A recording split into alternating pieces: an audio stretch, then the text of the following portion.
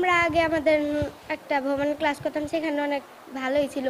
হঠাৎ করে আমাদের একটা সহপাঠী ছিল, সে তার হাতে একটা সিমেন্টের টুকরা এসে পড়ে, তারপর থেকে ওখানে আমাদের আর ক্লাস করানো হয় না। তারপরে হাই স্কুলের এই ভাঙা একটা ক্লাসে আমাদের ক্লাস করানো হয়। আমি এখানে একদিন বসলাম, ওখান থেকে হাতের মধ্যে ভেঙে পড়ছে। বৃষ্টি আসে তখন ছাদের উপরে টিনের ছিদ্র থেকে পানি পড়ে বই খাতার উপরে। জোরে একটু বৃষ্টি নামলে টুকটুক করে পানি পড়ে আর হলো ফ্লোর ভিজে যায়। তাড়াতাড়ি করে নতুন একটা বিল্ডিং ভবনের উদ্যোগ নেওয়া দরকার।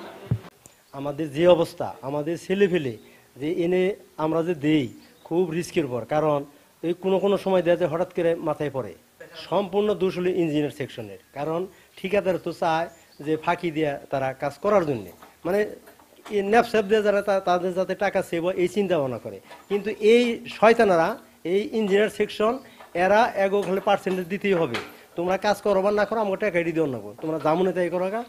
এই অবস্থায় তো সব দুনিয়ার সব কাজেতে এই ইঞ্জিনিয়ার সেকশন এরাই নষ্ট করতেছে। হ্যাঁ, ইঞ্জিনিয়ার সেকশন এগো কোনো কিছু করলে ওই উপরে জানাইলে পরেও তারাও ওই ইঞ্জিনিয়ার সেকশন তাকে সামলে নিয়ে জায়গা কেমনি করে কিছুই কোনো কাজই হয় না। আমরা এলাকার লোক, আমাদের এলাকার সকল পোলাপানি লেখাপড়া করে, দ্বিতীয়ত ভয় করে। স্কুল করে যে পরিস্থিতি যে ভয়াবহ, এখানে বাচ্চা কাচ্চা পড়াইতেও ভয় করে। ওই ভেঙ্গে পড়তেছে যে একটা খন্ড পোলাপানের মাথার উপরে, তাতে পোলাপানটা মারা যাবো। তখন গতি দেখে আমাদের, তখন পড়া বড়ো না, পোলাপানের জীবনটা বড় আমার করে। ড্রাইভার কে নিবে? মাস্টাররা নিবে? কোনো প্রশাসন নিবে? তারা এসে বলুক। ছাদের রডগুলো অলরেডি বেরিয়ে গেছে, এমনভাবে বেরিয়েছে যে কোনো মুহূর্তে এটা ধসে পড়তে পারে। আরও 1 বছর আগে যে বিল্ডিংটা পরিত্যক্ত ঘোষণা হয়েছে, তো এই অবস্থার মধ্যে এইভাবে রাখা আমার মনে হয় খুব কঠিন, ঝুঁকিপূর্ণ। মোনালিসা হেভি ফ্লো 15 পিস প্যাকেটের সাথে 8 পিসের একটি প্যাকেট একদম ফ্রি। আমরা দেখি প্রতিনিয়তই ওই বিল্ডিং এর ছাদের থেকে টুকরা পরে সারা বাইরে আসে। আমরা তখন বলি যে আপনারা বাইরে আসছেন কেন? কয় এই যে টুকরা পড়তেছে, টুকরা পড়তেছে। আমি নিজ চোখে দেখছি, এর থেকে যে পরে বৃষ্টি নামলেও পরে, হলেও পরে, এমনিও পরে। আমি তো দিমই না, আরো অনেক অভিযোগে আমি না করবো। আমরা একটা ছাত্রের জীবন কেন আমি করব? একটা পরিত্যক্ত জন্য, এই বিল্ডিং এর জন্য বিল্ডিং এ পড়াইতে অঘটন করলে দায়ভারটা কে নিবে? হঠাৎ করে ওই ভীমের থেকে একটা খণ্ড একটা শিক্ষার্থীর হাতে পড়ে, তারপর একটা 5ম শ্রেণীর ছাত্রী ইলমা আক্তার গুরুতর আহত হয়।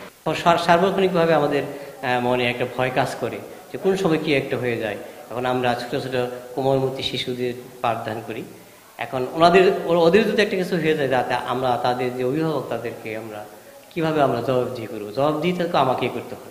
ঠিকাদার বলতে আসলে কাজটা যে হয়েছে নিম্নমানের হয়েছে, এটি করি আর কি। প্রাথমিক বিদ্যালয় বা যে কোনো হাই স্কুল বা কলেজ বা যে কোনো আরসিসি কাঠামো বলি আমরা, সেগুলো সাধারণত ডিজাইন করা হয় 50 থেকে 100 বছরের পার্সপেক্টিভ বিবেচনা করে। তবে হ্যাঁ, এটা নিয়মিত মেনটেনেন্স করতে হবে। একটা ডিফেক্ট লাইবিলিটি পিরিয়ডের পর এটা নিয়মিত আমাদের মেনটেনেন্স করতে হবে। তবে সাধারণত যদি ভালো কোয়ালিটির আমরা কাজ করে থাকি, সিমেন্টের কোয়ালিটি ভালো থাকে, রড যেটা ইউজ করবে সেটা যদি ভালো কোয়ালিটি সম্পন্ন হয়ে থাকে এবং সুপারভিশন যদি ভালো থাকে, এটা 50 বছর পর্যন্ত বেসিক জিনিসে কোনো সমস্যাই হওয়ার কথা না। অর্নামেন্টাল জিনিস, প্লাস্টার বা রং টং, এগুলা সময়ের সাথে সাথে যদি মেনটেন্স করা না হয়, তাই সেক্ষেত্রে অনেক সময় ড্যাম্প আসতে পারে বা অন্যান্য সমস্যা তৈরি হতে পারে।